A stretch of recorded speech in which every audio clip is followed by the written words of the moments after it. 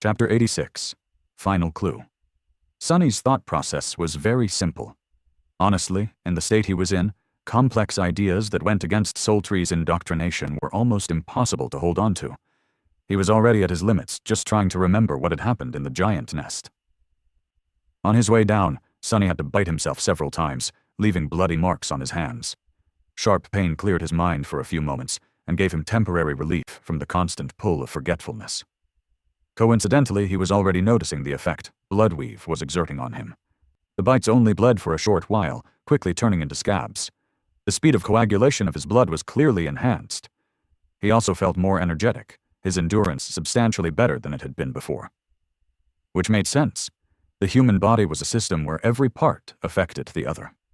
A comprehensive improvement of one of these parts, especially one as important as blood, had to lead to a chain reaction of lesser improvements throughout the system. It seemed that he had severely underestimated the importance of his new attribute. "Focus, idiot! No tangents!" Gritting his teeth, Sonny concentrated on the task. He wanted to use Cassie's aspect ability to learn the truth of the hidden attribute. Her sight was different from his. Sonny could only see the information provided by the runes because it was a default function of the spell. He simply accessed that information with his mind. Cassie's sight, however, came from her aspect. Thus, even if their minds were compromised, it should not have affected her ability to see other people's attributes. She also had a high affinity to revelations and fate. So there was a high chance that Cassie would be able to succeed where he had failed. Finally reaching the ground, Sonny woke the blind girl up and, after a short conversation, mentioned the attributes. Then he carefully asked, "Can you take a look at mine?" Cassie was visibly confused by this question. "Can't you do it yourself?" Sonny smiled. "I can, but I think you'll be surprised when you see them."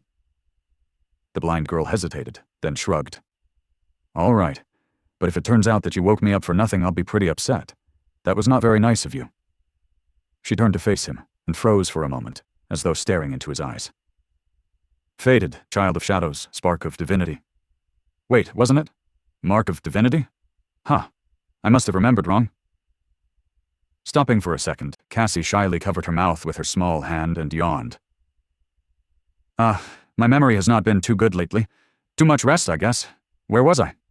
Oh yes, Bloodweave. Huh? Where did this come from? Sonny forced a chuckle. This thing, from an egg. Anyway, is there something else? Cassie blinked a couple of times. An egg? Well, if you say so. Usually, an appearance of a new attribute was not something one would gloss over. But in the state she was in, Cassie's attention span was severely reduced, and her mental capacity was clouded. She just frowned for a second, then forgot all about the discrepancy.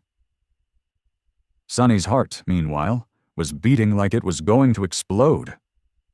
With a fake smile frozen on his face, he waited for the blind girl's next words.